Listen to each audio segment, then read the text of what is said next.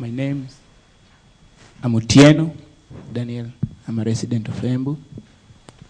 My question is, how secure is the draft? Now that we are told that there shall be treaties and other laws that shall be ratified by Kenya, how secure is the draft against such laws that might infiltrate the draft, that are offensive to the draft itself or retrogressive to the society? My second question is, what are the economical implications, political implications, or social implications that such laws shall have on us, we Kenyans?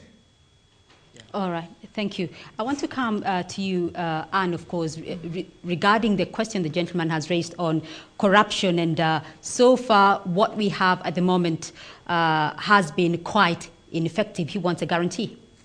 Well, at this point, I can only say it takes two people to be corrupt. And when it takes two people to be corrupt, it means that there's this side and that side. So effectively, if we are saying that a police officer is corrupt, there's somebody who gives them the bribe. That person must also take action and stop and play a major role in ending corruption, because it cannot be one way. We cannot, if you do not give the police officer, for example, a bribe, then he will not take it off you. And of course, the next thing maybe he will threaten to arrest you. But basically, since you know your rights, you've refused him the bribe, it's a two-way passage. It takes all of us as Kenyans a commitment to actually end and eradicate corruption. It is not the institutions that will eradicate themselves. The institutions are placed there so that they can provide systems and procedures. But we as individual Kenyans have a major role to play as far as ending corruption is concerned. So don't expect Professor Lumumba to be, who is the director of CASA, to be the one to deal with it. He expects you to play your role. He expects all of us to play a role and to participate actively in addressing corruption. So the ball is back to us. Ibrahim, the question of minority rights and how minorities will be represented within the larger community has been voiced and raised actually widely across the country during Agenda 5. The gentleman has asked, how can minorities be expected to be well represented in society after the draft if the proposed constitution is passed? I think, Beatrice, the draft really mainstreams the need to take into account the needs of marginalized and vulnerable communities, right from the national to the county government. But more particularly, if you come to the county government, you will notice that even the county assembly is obligated to ensure that they get representation for the marginalized groups.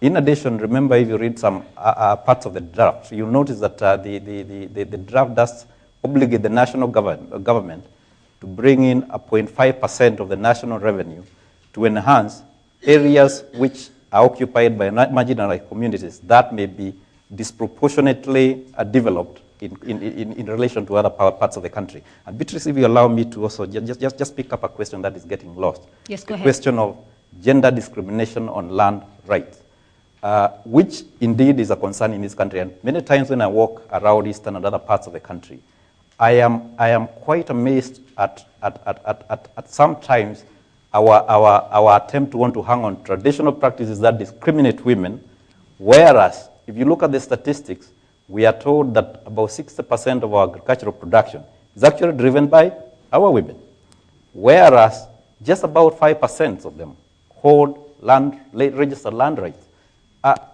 For a country that really wants to move forward with its economy, that is extremely skewed. That's why you notice that in the chapter on land, there is a very strong principle for the elimination of gender discrimination, right from Article 60, right on top. And if you go to 68, you'll notice that, again, some few articles that attempt to bring in the rights of women within matrimony along with children to ensure that matters of accessing land rights for women in this country are balanced. In terms of utilization of regional resources, the gentleman there asked a question about having facilities here that the local community has been unable to access.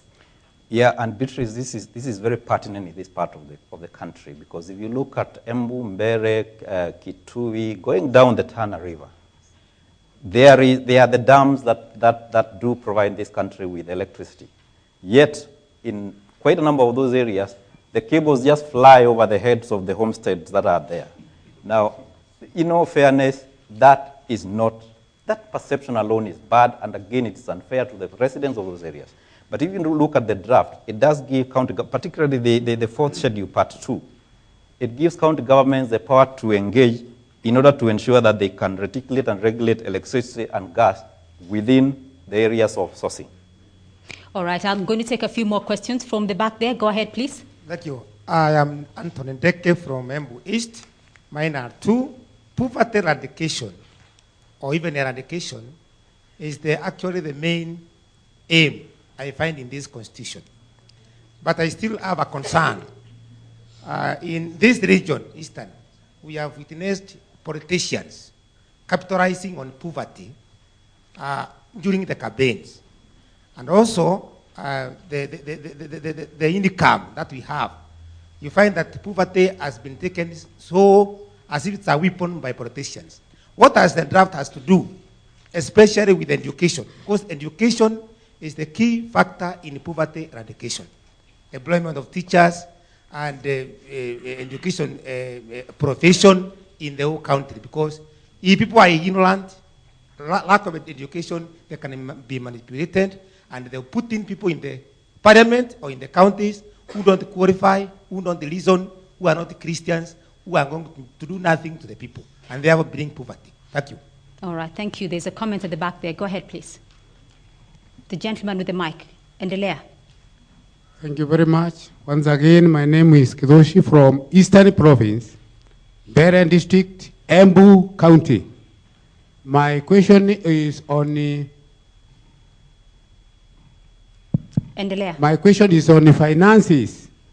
Our province, our Eastern Province, and our county is very rich in agricultural products of all types. What is the share of the finance of the funds that we get, what we shall get from the national kitty to take care of the counties, of the county councils, and even the whole area of Eastern? Because I see, if we have enough funds, more industries can be opened for our animals and for our farm products, which can bring the people up, because we see that we are marginalized. Most of our home products here are sent to Nairobi, where there are no cattle, no animals, or even fruits, which we can have in our area, and the farmers come up financially. Thank you. All right, straight to you, Ibrahim, on that answer.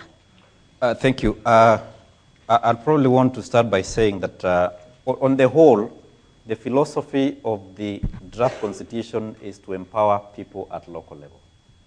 That's why if you look at the chapter on finance, public finance, it quickly begins to talk about 50% of the national revenue being devolved to the county level. Now, it's important to appreciate that if you also look at the functions of the county government, you'll notice that they are given quite some leeway in how to, of course, also excite revenue within their jurisdiction. And I do agree with the question, with the comment that Eastern is a very rich area, because right from Meru, you have Meru, Embu, parts of Mbere, parts of Ukambani, and Machakos, Kitui and Machakos.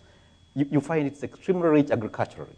So why can't you not, for instance, do factories to ensure that you process agricultural products there? Then look at the other areas like Makueni and parts of Mwingi, parts of Mbere. Those are the sources of sand and building stones in this country. In fact, that's also the source of electricity in this country, largely, the hydro dams.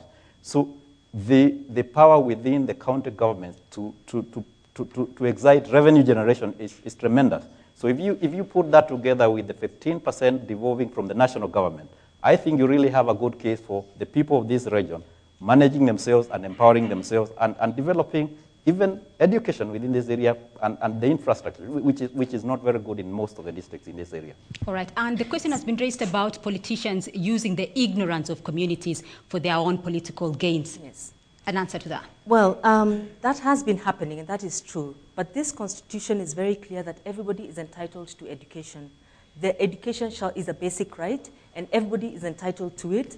And in so being, it means that as children grow and as people go through the education system, we'll have a more learned community, a community that is able to, that is no longer ignorant and is able to address its issues. I think that will help as far as politicians are concerned, in that people will be able to know their rights, and there's going to be also the issue of educating people on their rights. A commission like the Kenya National Human Rights Commission will be very much involved in educating people on their human rights, on their various rights, and other organizations. So I think with time, things will be in such a way that people will be very conversant with their rights and will no longer be ignorant and easily available or easily available to be used and manipulated by their politicians.